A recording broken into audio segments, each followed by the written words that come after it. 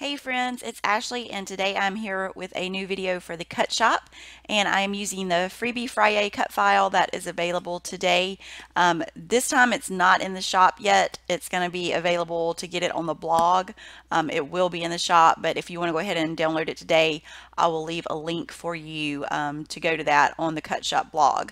So I'm getting started and I cut the cut file from some basil cardstock. This was actually a piece that was in my March 2019 hip kit, and I'm using the new Happiness collection from Coco Vanilla Studio, and I'm just kind of showing you the pattern papers that I bought. I got this from Paper Issues, and it is so pretty. When I saw it, I had to have it, and Paper Issues usually always carries the Coco Vanilla collections, so I wanted to get some of that. I was not able to get the, I think it was a 6x8 paper pad. It was sold out, which I was kind of bummed about because I don't like to cut up my 12x12 papers for backing cut files if I don't have to. But I got enough of the 12x12s that I was okay with it. So that's what I'm doing here, and I wanted to use the brown wood grain paper to back the little clothespins on the cut file. So I'm going to cut all of those from that wood grain paper and then just use a mix of the pattern papers to back the frames. And this is a fun cut file. You could do lots of things with it. You could leave the spaces open and just add embellishments in your photos. You could cut it from a pattern paper instead of a solid cardstock. So lots of fun things that you can do with this one. So I'm just going to do a couple of these for you here on camera, and then I'll finish all the rest of it off camera, and just getting these last little ones cut here. And if you want to, if you're doing the clothespins all from the same pattern paper, you can just cut all of those at once, which I actually do off camera. I just go ahead and get all of those cut so I can back it. And I'm trying to decide what I want to fill that center one with right there. And I liked that kind of navy polka dot, so I'm just tracing on the back side to avoid having my pencil line showing, and then flipping it over to see the side of the paper that I want to use. So just finishing that last one, and then I will have all of those done with the magic of editing. And so I have all of those backed with a pattern paper, and I want this to be dimensional, so I am going to use some of my dimensional foam to add behind all of the frames. So I'm just kind of freehand cutting this just to make sure it covers the back of each one, and just roughly cutting some circles for the circular frames, just to add behind there. And even though it has the thin little kind of banner piece, I don't actually add anything under that, because once I pop it up, it kind of just pops up on its own since the frames have the foam behind them. I didn't really need to do that. If you wanted to, you could also just add this flat to your layout and then stitch along the little banner. That would be really cute. I did not want to try to stitch that while it was like just the piece itself without it being attached to paper. So that's why I didn't do any stitching on the banner piece, because I knew that I was going to pop it up and that would just be way too much trouble, and I probably would have messed it up, so I did not do that. Now I'm going to get these in place. And the great thing about this cut file, since each one of the little kind of frame sets is separate, you could use all three if you wanted to, or you could just use one or two, however you want to do that. So it's really versatile, to where they're not attached together, so you could really do what you wanted to with these. And I'm just trying to get them kind of spaced evenly to make sure they're not touching, but that I have enough space at the bottom and top to match. I'm always kind of like fanatic about equal space on my layouts, so however much space I have on the top and bottom, and then however much space I have on the sides, I want to usually keep that equal.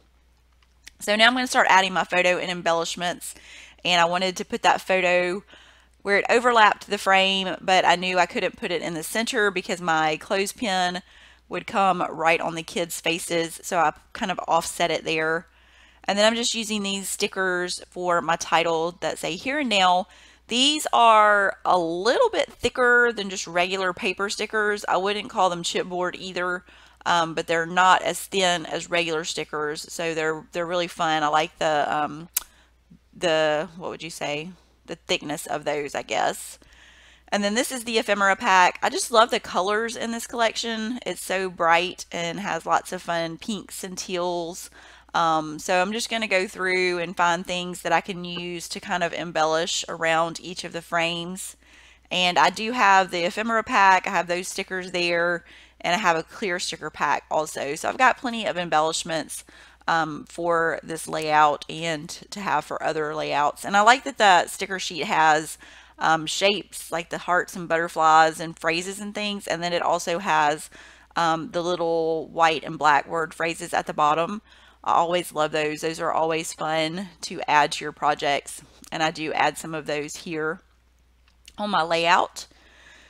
So this photo was actually taken at one of the Mardi Gras parades that we had. We were there about an hour before the parade started, so we had some barbecue and stuff like that, and we were eating. So I just snapped this photo of Reese and Emma, and since I wanted it to be more of a cute photo, I kind of cropped out their plates because I did have had their plates of food in the picture. So I just cropped the photo before I printed it to make sure that that was not in there, just so that I had the two of them kind of side by side.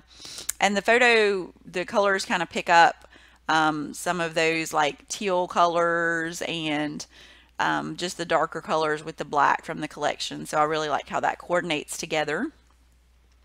And I wanted to add some of these pretty florals on the center frame set. So I just grabbed some of those, and it has some separate leaf pieces.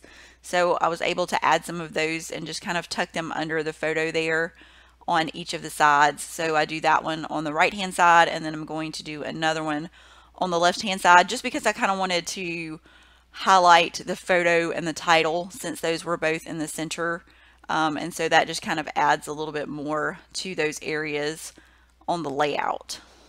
So I'm just kind of making it the same way that I did the one on the other side, but I just kind of offset it. The flower on the big flower on the right hand side is on the bottom, and then I did the bigger flower on the left hand side at the top. So just kind of offsetting those. And now I'm just going to start kind of filling in these frames, and so I'm going to be looking for things that I want to add, just going back and forth from the sticker sheet and the ephemera.